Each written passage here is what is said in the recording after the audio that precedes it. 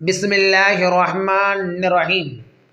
میرے محترم دوستو، قیامت کی نشانی میں سے ہے کہ بہت سارے فتنے رونما ہوں گے۔ تو آج بھی بہت سارے فتنے موجود ہیں اور آئے دن نئے نئے فتنے اٹھ رہے ہیں۔ اس لیے ہمیں اور آپ کو، ہر ایک کو اس فتنے سے بچنے کی کوشش کرنی چاہیے۔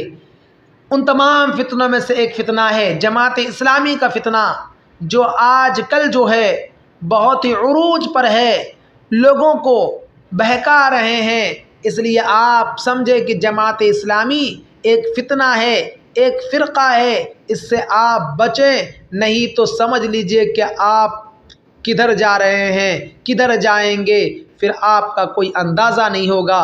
سنیے، اکابر کی طرف سے تردید مولانا مودودی صاحب کے نام، مولانا علامہ مولانا محمد یوسف صاحب بنوری رحمۃ اللہ علیہ فرماتے ہیں کہ مودودی صاحب کے مضامین پر سب سے پہلے رد و قدع کرنے والے حضرت مولانا مناظر حسن گیلانی نور اللہ مرقدہ ہیں، جنہوں نے مولانا عبد الماجد دریابادی کی ادارت میں نکلنے والے رسالے صدق جدید میں مودودی صاحب کی تردید میں مضمون لکھا۔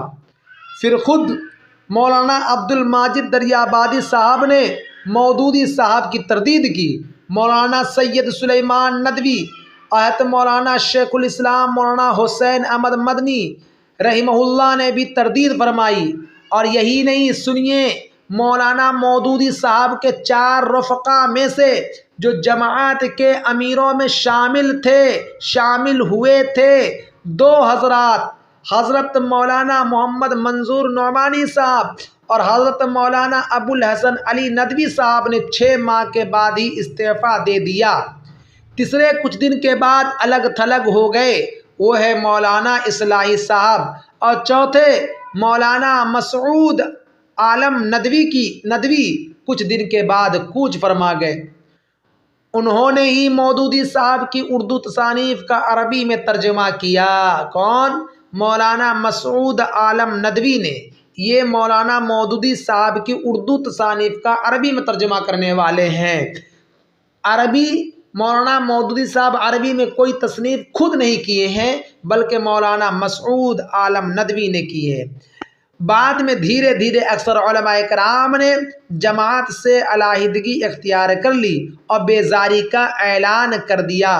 شاید ایسا المیہ کسی اور جماعت کے ساتھ پیش آیا ہو کہ صف اول کے علماء اور ابتدائی جملہ رفقائے کار نے علیحدگی اختیار کر لی ہو۔